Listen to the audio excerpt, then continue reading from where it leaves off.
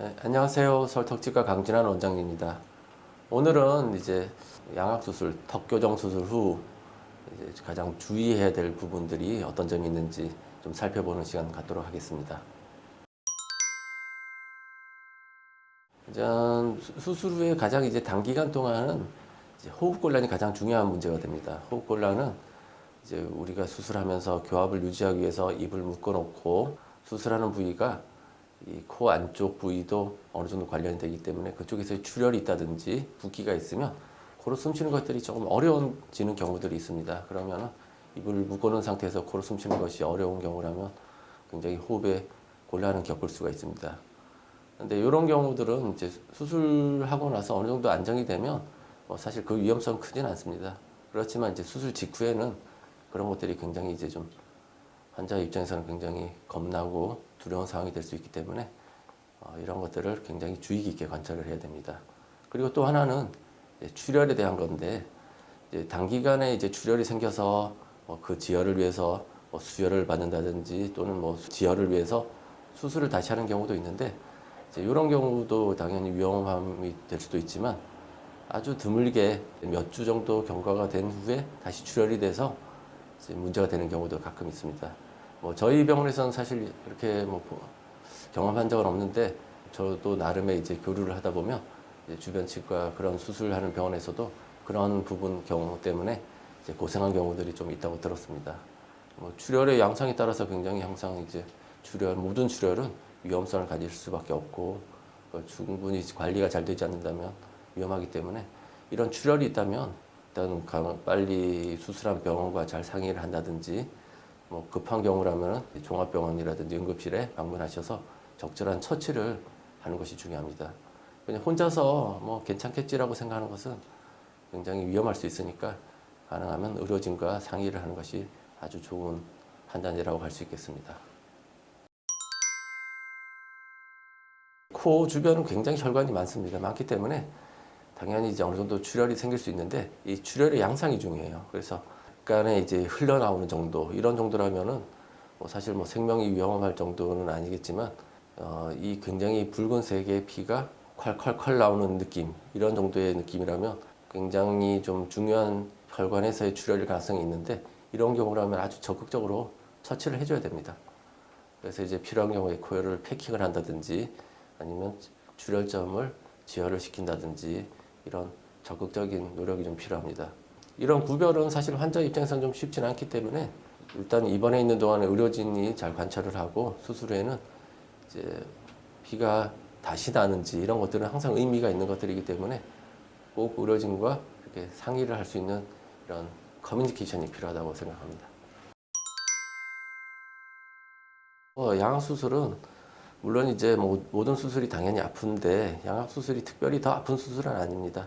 특히나 이제 우리가 수술하는 부위에서의 통증은 이 뼈를 자르는 데서 느껴지는 게 아니고 주변 연조직에서 느끼는 통증이기 때문에 주변 연조직이 특별히 손상을 크게 입지 않는다면 사실 생각보다 그렇게 아픈 수술은 아니라고 생각합니다. 그런데 이제 만일 당연히 아픈 수술은 아니긴 하지만 당연히 환자들은 아프게 느낄 수 있고 그것들은 대부분은 이제 우리가 사용하는 진통제라든지 그다음에 또 먹는 약 이런 것들 통해서 보통 참을 수 있는 정도의 통증이 정상이라고 할 수 있겠습니다.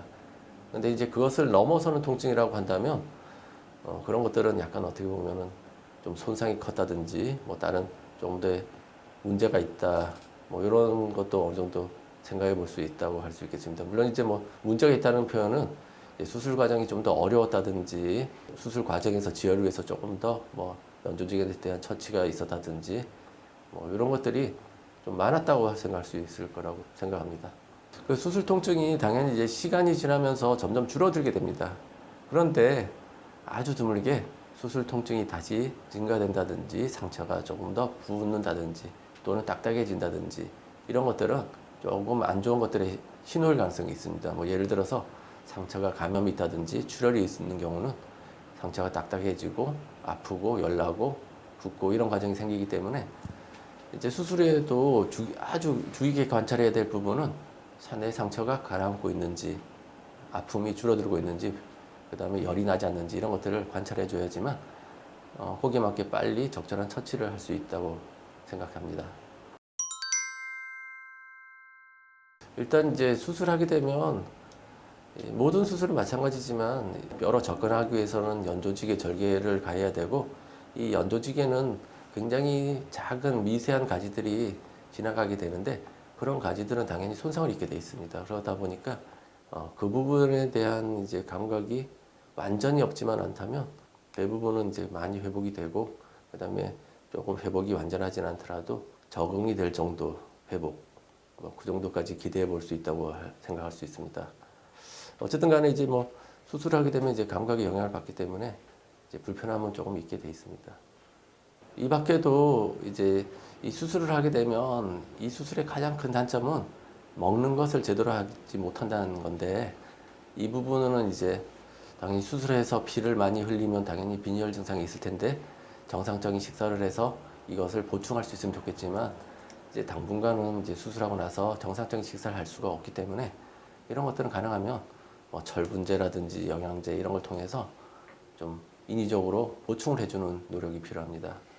이런 과정도 이 수술 후에 굉장히 중요한 과정으로 신체를 빨리 회복시킬 수 있고 정상으로 만들 수 있기 때문에, 보통 이제 환자분들이 영양제 먹는 걸 그렇게 좋아하진 않지만 좀 적극적으로 먹는 것이 환자 치유에 많은 도움이 될 거라고 생각합니다. 제가 이렇게 두서없이 말씀드렸는데, 생각을 하시다가 뭐 궁금하신 점이 있거나 뭐 의문이 있으시면 이제 저희 댓글에다가 질문 달아주시면 제가 성심성의껏 답변 드리겠습니다. 워낙 이제 넓은 얘기를 잠깐 하다 보니까 상당히 궁금하신 점들이 많을 거예요. 질문해 주시면 잘 답변 드리겠습니다. 감사합니다. 좋아요, 구독, 알림 설정까지 감사합니다.